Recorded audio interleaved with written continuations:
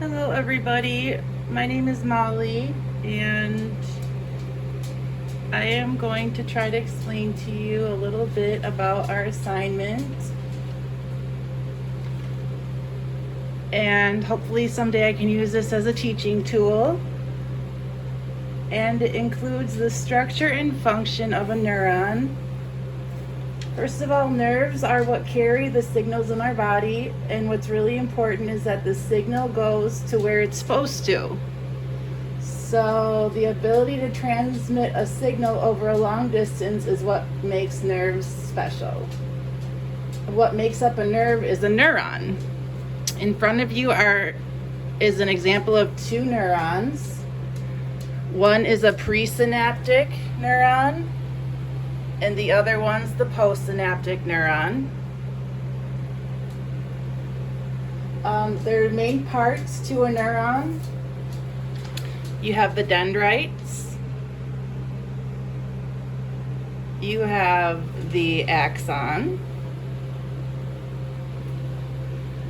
and within the axon there are Schwann cells and nodes of Ranvier, and you have the soma. The soma is the cell body and it organizes. And then you have the gap between, and that's the synapse.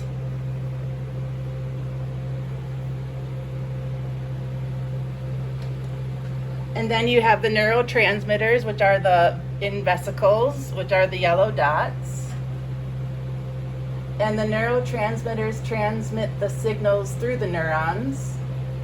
And the vesicles are released into the synapse and interact with the transmitters. Now,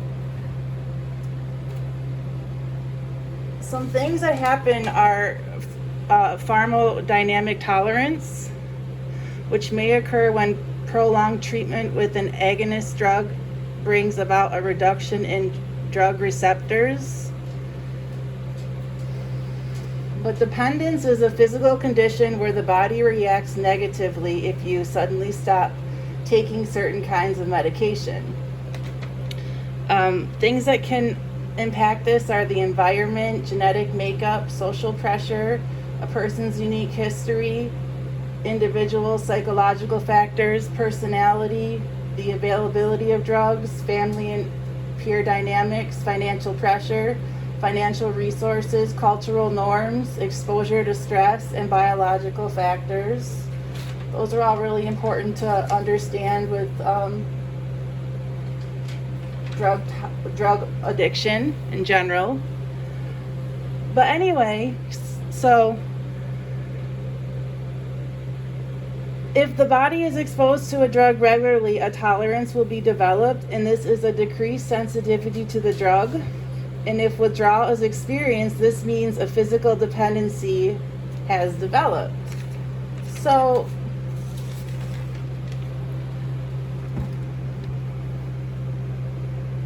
let's take dopamine as a neurotransmitter, for example. Neurons that are sending dopamine to the pleasure centers. What normally happens is the postsynaptic neuron has certain receptors, and the receptors are this part right here.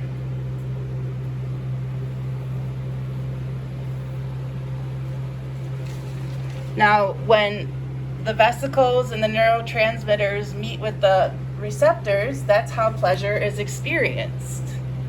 So, take for example a hug, a simple hug, and then you go back to normal state of what you're doing can transmit these neurochemicals. Now with drugs, long-term stimulation can alter your brain chemistry, because the brain does not always want to be happy. So the brain tries to balance this out, and the brain shuts down some of the receptors. So then what happens is couple of these receptors will get taken away. Whoops. Like that. And we'll only have a couple of receptors then. So once you develop this tolerance, you have to keep increasing the dose. And so that way so many drugs won't. Wow, excuse me.